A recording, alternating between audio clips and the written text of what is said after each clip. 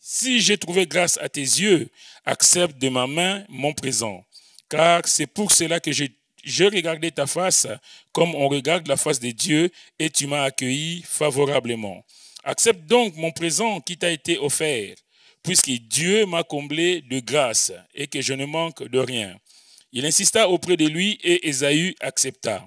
Ésaü dit, partons, mettons-nous en route, j'irai devant toi. Jacob lui répondit, mon Seigneur sait que les enfants sont délicats et que j'ai des brebis et des vaches qui allaitent. Si l'on forçait leur marche un seul jour, tous les troupeaux périraient.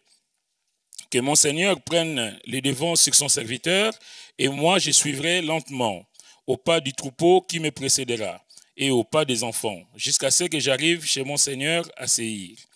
Ésaü dit, je vais au moins laisser avec toi une partie de mes gens. Et Jacob répondit, pourquoi cela que je trouve seulement grâce aux yeux de mon Seigneur? Le jour même, Ésaü reprit les chemins de Séhir. Amen. Demandez la grâce de Dieu. Seigneur, merci pour ta parole. Seigneur, ta parole est éternellement bénie. Seigneur, et tu es le Dieu Tout-Puissant. Seigneur, nous saluons ta présence ce matin au milieu de nous.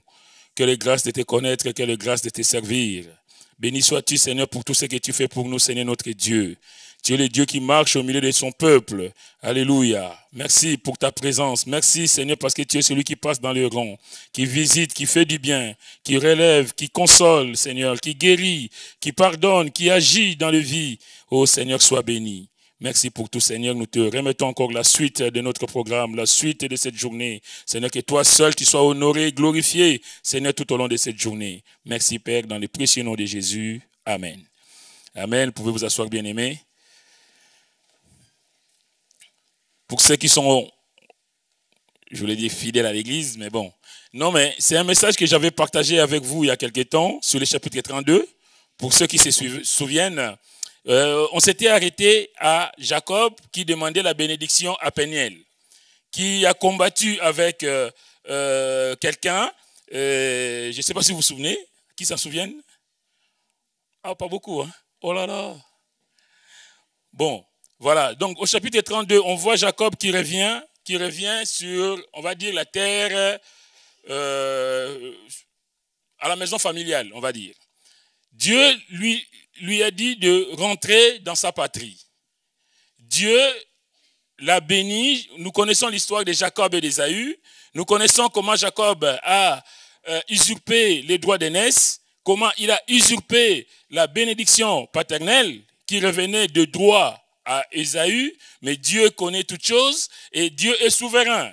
Donc la bénédiction qui était destinée à Ésaü est tombée entre les mains de Jacob. Mais Jacob devait sauver sa vie. Jacob est parti chez son oncle Laban dans un autre pays. Sa mère a vu que les enfants, ça n'allait pas. Donc elle a jugé que Jacob puisse aller trouver un refuge chez son oncle Laban dans un autre pays. Alors, Jacob va aller là-bas. Il va se passer des choses. Ils vont se tromper mutuellement. Laban trompe Jacob. Les trompeurs trompés. Mais lui aussi, il est malin qu'il est, il essaie aussi de tromper son oncle. Donc, à un moment, il y a un temps pour toute chose.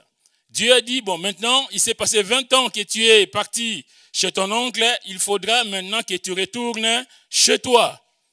Mais sauf que Dieu, quand il partait, Jacob a rencontré Dieu, il a donné un nom à ces lieux qu'il a appelé Bethel.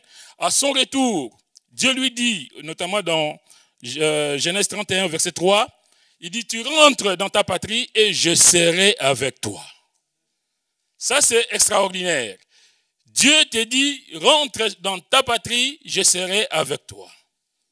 Bon, ça, c'est pas toujours facile.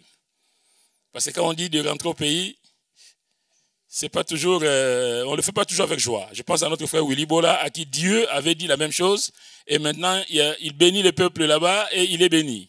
Que Dieu soit loué. Alors ici, Jacob rentre. Il est de retour. On arrive au chapitre 32. Jacob va préparer son camp. Mais Jacob a peur. Il a peur de son frère. Parce que son frère a décidé de lui faire la peau. Il n'y a pas d'autre mot. Et Jacob va prier. Jacob va demander la grâce de Dieu. Au chapitre 32, vous pouvez le relire. On voit que Jacob va préparer lui-même des cadeaux. Il va disposer les choses de sorte que il puisse apaiser la colère d'Ésaü. Sauf que, on vient lui dire, malgré ce que tu as préparé, malgré ce que tu as mis en avant pour apaiser la colère de ton frère, il marche à ta rencontre avec 400 hommes. La Bible dit que Jacob fut très effrayé et très angoissé. Mais Jacob va prier.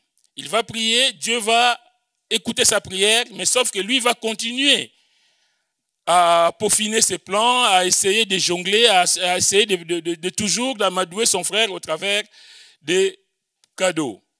Il arrive au torrent de Jabbok, au chapitre 32 toujours. Il arrive au torrent de Jabbok, il va là se séparer de tout son troupeau, de toute sa famille, il va rester seul. Et je vous disais dans ce message que combien c'est important, bien aimé, de fois de se séparer de tout, de rester seul avec Dieu.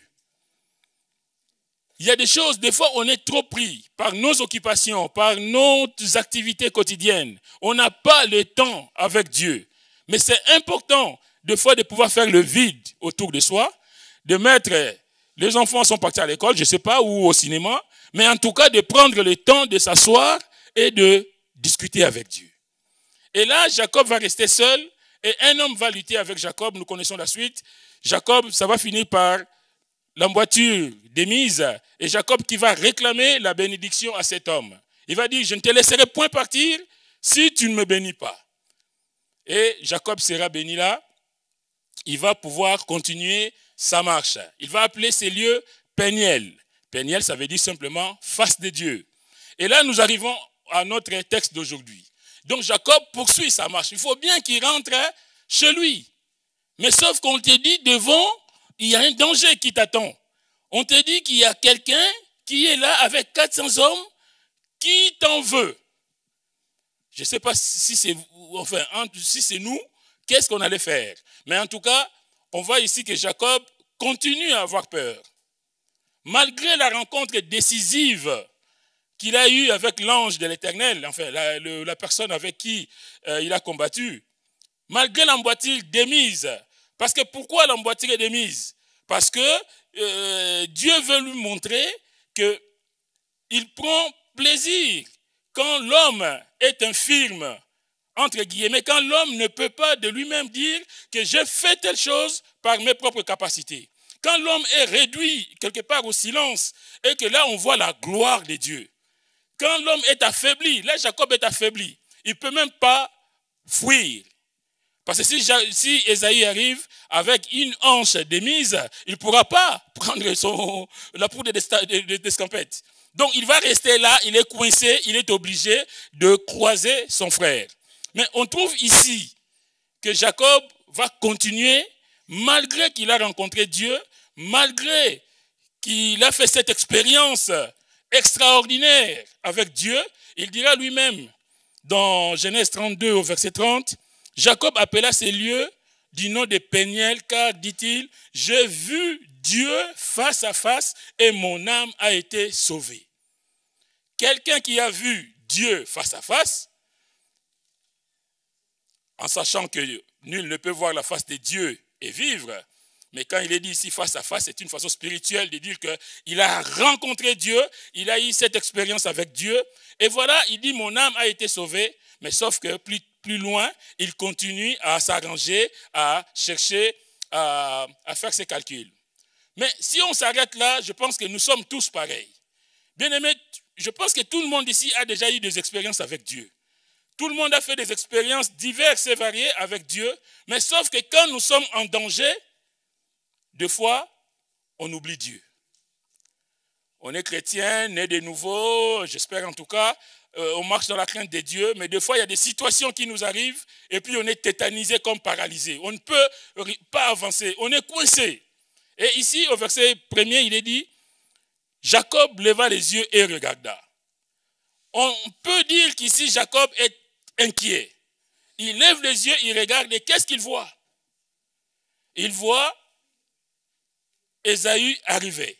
Aïe, aïe, aïe.